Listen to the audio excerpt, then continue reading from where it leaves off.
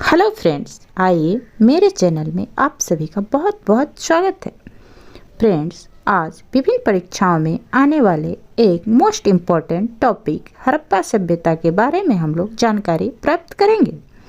तो आइए बिना देरी किए हम लोग आज हड़प्पा सभ्यता से संबंधित सभी विशेषताओं के बारे में जानते हैं।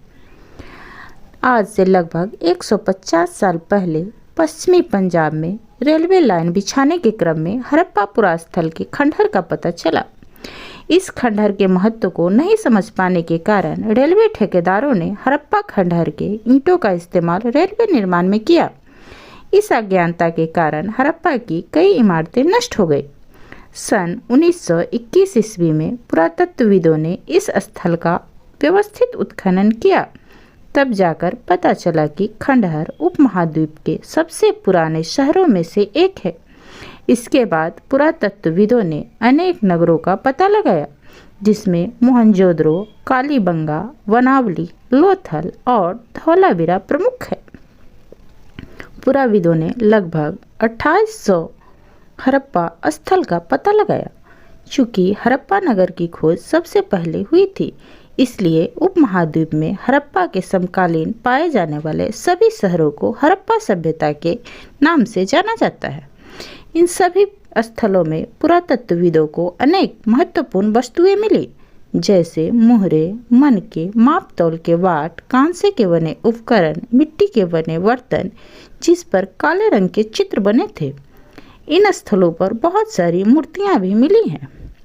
हड़प्पा सभ्यता से संबंधित कुछ खोज इस प्रकार है। तो आइए अब हम हड़प्पा सभ्यता से जुड़े विभिन्न नगरों, उनके खोजकर्ता और कब उनका खोज किया गया और किस नदी पर वो अवस्थित है, इसके बारे में विशेष जानकारी प्राप्त करते हैं। सबसे पहले हम लोग हड़प्पा की जानकारी प्राप्त करेंगे, जिसके खोजकर्ता दयाराम साहनी थे और उन्होंने इसका खोज 1921 ईस्वी में किया और यह रावी नदी के तट पर स्थित है। मोहनजोदड़ो, इसका खोज राखालदास बनर्जी ने 1922 ईस्वी में किया, जो सिंधु नदी के तट पर अवस्थित है। कालीबंगा, इसका खोज ब्रजवासी लाल जी ने किया और उन्होंने यह खोज 1961 ईस्वी में किया और यह कालीबंगा घग्गर नदी के तट पर अवस्थित है। लोथल, जिसका खोज रंगनाथ राव जी ने किया, यह 1954 ईस्वी में किया गया। यह भोगवा नदी के तट पर स्थित है। धौलावीरा का खोज RS बिष्ट ने 1989 में किया। चहुंद्रो, इसका खोज गोपाल मजुमदार ने 1931 ईस्वी में किया। यह सिंधु नदी के तट पर अवस्थित है। रंगपुर, इसका खोज माधव स्वरूप वत्स ने 1931 से 1953 की अवधि में किया और यह मादर नदी के तट पर अवस्थित है। आइए फ्रेंड्स, अब हम हड़प्पा सभ्यता के नगरों की स्थिति के बारे में जानकारी प्राप्त करते हैं। हड़प्पा सभ्यता के अधिकांश नगर दो हिस्सों में विभाजित थे। नगर का पश्चिमी हिस्सा छोटा परंतु ऊंची जगहों पर बसा था, जबकि पूर्वी हिस्सा बड़ा परंतु निचले इलाकों में बसा था। ऊंची जगहों पर बसे छोटे हिस्से को पुरातत्वविदों ने नगर दुर्ग कहा है और निचले इलाकों को निचला नगर कहा है। माना जाता है नगर दुर्ग में शहर के सुखी संपन्न लोग रहते थे, जबकि निचले नगर में साधारण लोग रहते थे। नगर की 4 दीवारियों का निर्माण ईंटों से की गई थी। ईंटों के निर्माण एवं दीवार बनाने के लिए ईंटों की चिकनाइयों में उच्च तकनीकी का प्रयोग किया जाता था। तभी तो हजारों साल बाद भी दीवारें मजबूती से खड़ी रह सकी। कुछ नगरों में दुर्ग वाले हिस्से में बड़ी इमारतें और आवासीय ढांचे भी मिले हैं। इन इमारतों के नक्शे एवं निर्माण के तरीके कुछ अलग प्रकार के थे। मोहनजोदड़ो में एक विशाल तालाब मिला है, जिसे पुरातत्वविदों ने महास्नानागार कहा है। तालाब के दोनों सिरों तक सीढ़ियां बनी हुई है। तालाब का फर्श तराशी गई ईंटों से बनाया गया है। इसमें पानी का रिसाव रोकने के लिए प्लास्टर के ऊपर चारकोल की परत भी चढ़ाई गई है। तालाब के पास ही एक कुआं मिला है।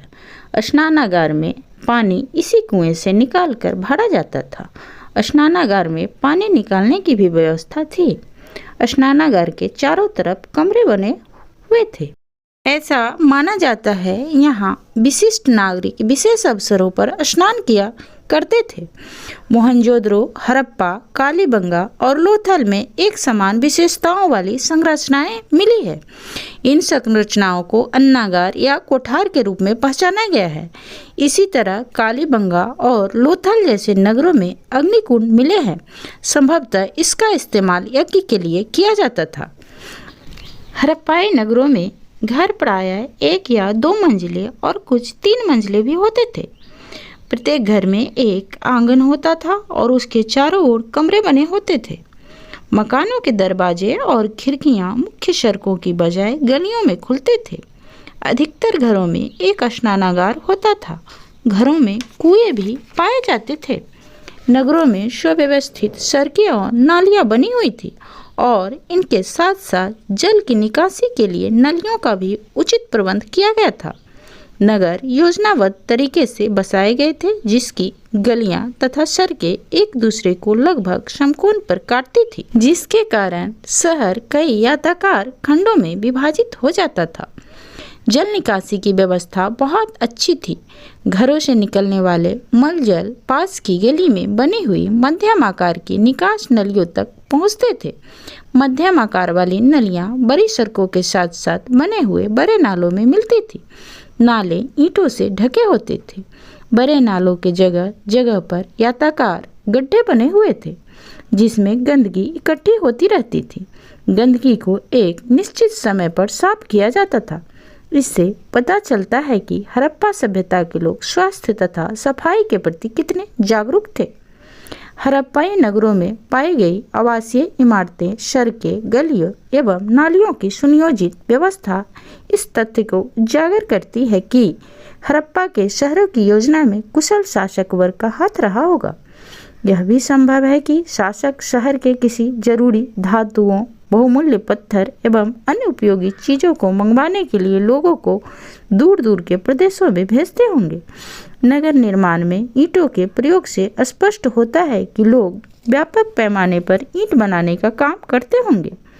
इन नगरों में लिपिक भी होते थे, जो भोजपत्र या कपड़े पर लेखन का कार्य करते थे। उनके द्वारा मुहरों, हाथी दांत आदि पर लिखे अभिलेख प्राप्त हुए हैं। लेकिन भोजपत्र या कपड़े पर लेखन किया गया सामग्री अब नष्ट हो चुका है। इसके अलावा नगरों में सोनार, पत्थर काटने वाले, बुनकर, नाव निर्माता जैसे शिल्पकार रहते थे। हड़प्पावासी सूती वस्त्रों तथा गर्म कपड़ों का उपयोग करते थे। स्त्री पुरुष हार, बाजूबंद, अंगूठी, चूड़ी, कमरबंद, कान की बाली तथा पायल जैसे गहने पहनते थे। इनके निर्माण में सामान्यतः सोना, चांदी, हाथी दांत तथा तांबू का प्रयोग होता था। गहनों के निर्माण में गोमेद, स्फटिक जैसे बहुमूल्य पत्थरों का भी इस्तेमाल किया जाता था। लोग चाक पर निर्मित आग में पके हुए मिट्टी के सादा तथा चित्रकारी वाले बर्तनों का इस्तेमाल करते थे। तांबा, कांस, चांदी तथा चीनी मिट्टी के बर्तनों का भी उनके द्वारा उपयोग किया जाता था। सख्त पत्थरों से नाप तोल के लिए बाट तथा गहने के तौर पर इस्तेमाल के लिए मनकों का निर्माण भी किया जाता था। बच्चों के खिलौने में छोटे चक्के वाली बैलगाड़ियाँ, पशु मूर्तियाँ आदि प्रमुख रूप से बनाई जाती थी। हड़प्पाई शिल्पकला में शिल्पकारों तथा पत्थर से बनी हुई मोहरें महत्वपूर्ण स्थान रखती हैं। मोहरों का प्रयोग संभवतः धनी लोग अपने निजी संपत्ति को चिन्हित करने और पहचानने के लिए करते थे। हड़प्पाई मोहरें अपनी 2 महत्वपूर्ण विशेषताओं के लिए जानी जाती है। प्रथम, इस पर जानवरों की सुंदर कलाकृतियाँ मिलती है और दूसरी, इस पर कुछ लिखा हुआ होता था। मोहरों पर लिखे अधिकांश लेखों में 2 से 4 शब्द ही पाए गए हैं। आइए फ्रेंड्स, अब हम हड़प्पाई लोगों के आर्थिक जीवन के बारे में जानकारी प्राप्त करते हैं। हड़प्पाई नगर गांवों से घिरा होता था। गांव के लोग ही शहर में रहने वाले लोगों के लिए खाने का सामान उपलब्ध कराते थे, ठीक वैसे ही जैसे आज के शहरों की खाद्य सामग्री गांव वाले उपलब्ध कराते हैं। हड़प्पाई लोग गेहूं, जौ, मटर, धान, तिल और सरसों से परिचित थे। खेती जमीन को खोदकर तथा हल से की जाती थी। लोग सिंचाई के लिए कुओं एवं नदियों का इस्तेमाल करते थे। खेती के अलावा हड़प्पाई लोग पशुपालन भी करते थे। गाय, भैंस, भेड़ और बकरियां मुख्य पालतू पशु थे। भोजन प्राप्त करने के अन्य साधन के रूप में खाद्य संग्रहण एवं शिकार भी चलता था। हड़प्पा संस्कृति में व्यापार का बड़ा महत्व था। यह व्यापार हड़प्पा सभ्यता के भीतरी एवं बाहरी क्षेत्र से भी होता था, लेकिन वस्तुओं के निर्माण के लिए आवश्यक कच्चे माल की उपलब्धता हड़प्पाई नगरों में अपर्याप्त थी। इसलिए हड़प्पाई सभ्यता के लोग राजस्थान के खेतरी से तांबा, कर्नाटक के कोलार से सोना, अफगानिस्तान एवं ईरान से चांदी, अफगानिस्तान के बदख्शां से बेदुरमनी, मध्य एशिया से फिरोजा, गुजरात से समुद्री उत्पाद, जम्मू से लकड़ी आदि प्राप्त करते थे। मेसोपोटामियाई अभिलेखों में मेलुहा की चर्चा मिलती है। मेलुहा सिंधु क्षेत्र का प्राचीन नाम है। इससे स्पष्ट होता है कि हड़प्पा सभ्यता का व्यापारिक संबंध मेसोपोटामिया सभ्यता से था। आइए फ्रेंड्स, अब हम नगरवासियों के धार्मिक जीवन के बारे में जानकारी प्राप्त करते हैं। हड़प्पाई लोग धरती को उर्वरता की देवी समझते थे और उनमें मातृ देवी की पूजा का बहुत ज़्यादा प्रचलन था। हड़प्पा में पकी हुई मिट्टी की स्त्री मूर्तियां भारी संख्या में मिली है। एक मुहर पर पुरुष देवता का भी चित्र मिला है। चित्रित देवता का संबंध पशुपति महादेव से स्थापित किया गया है। इसी तरह हड़प्पावासी वृक्ष और पशु की पूजा करते थे। उनके बीच एक सींग वाला जानवर जो गेंडा हो सकता है का विशेष महत्व था। उसके बाद कुबर वाला सांड महत्वपूर्ण स्थान रखता था। हालांकि मातृ देवी पुरुष देवता के अलावा पशु पूजा के अतिरिक्त किसी मंदिर का साक्ष्य हड़प्पा सभ्यता में नहीं मिलती है। हड़प्पाई लोग संभवतः भूत प्रेत और जादू टोना पर भी विश्वास करते थे, इसलिए उनसे बचने के लिए तावीज पहनते थे। हड़प्पाई लोग मृतकों को दफनाते और जलाते दोनों थे। दोनों विधि से वे मृत व्यक्ति का संस्कार करते थे। अब आइए फ्रेंड्स, हम जानते हैं कि एक इतना समृद्ध सभ्यता का अंत कैसे हुआ। लगभग 1700 ईसा पूर्व हड़प्पा सभ्यता का ह्रास होने लगा। हड़प्पा सभ्यता का अंत क्यों और कैसे हुआ, अभी तक इसका कोई साक्ष्य नहीं है। हड़प्पा सभ्यता के विनाश के लिए विद्वानों ने बहुत से कारण बताए, जैसे बाढ़ ने शहरों को डुबो दिया, भूमि में नमक की मात्रा एवं बंजरता बढ़ गई, जिससे भूमि की उर्वरा शक्ति कम हो गई। बाहरी लोगों ने हड़प्पावासी पर हमला कर उन्हें समाप्त कर दिया। इसी तरह यह भी कहा गया कि वातावरण में भौतिक, रासायनिक परिवर्तन एवं पारिस्थितिकी तंत्र में बदलाव हुआ, जिससे लोग सैंधव सभ्यता के स्थलों से दूर जाने के लिए विवश हो गए। हड़प्पा संस्कृति के बारे में कहा जाता है कि सभ्यता के बड़े बड़े तत्वों का ह्रास जरूर हुआ है, लेकिन हड़प्पा संस्कृति के बहुत से तत्वों की निरंतरता आगे विकसित होने वाली ताम्रपाषाणिक संस्कृति में बनी रही। यह संस्कृति राजस्थान में आहार संस्कृति, मध्य प्रदेश में मालवा संस्कृति, महाराष्ट्र में इनाम गांव एवं जोरबे संस्कृति के नाम से जानी जाती है।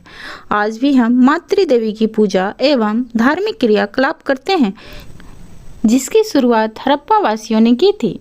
आई होप फ्रेंड्स, परीक्षा के दृष्टिकोण से यह वीडियो आप लोगों को नॉलेजेबल लगा होगा। अगर मेरा वीडियो आप लोगों को अपने परीक्षा के लिए उपयोगी लगा होगा तो प्लीज़ प्लीज़ प्लीज़ मेरे चैनल को सब्सक्राइब कर दीजिएगा। फ्रेंड सर्किल में ज़्यादा से ज़्यादा शेयर करिएगा। लाइक और कमेंट करना बिल्कुल नहीं भूलिएगा। Thank you.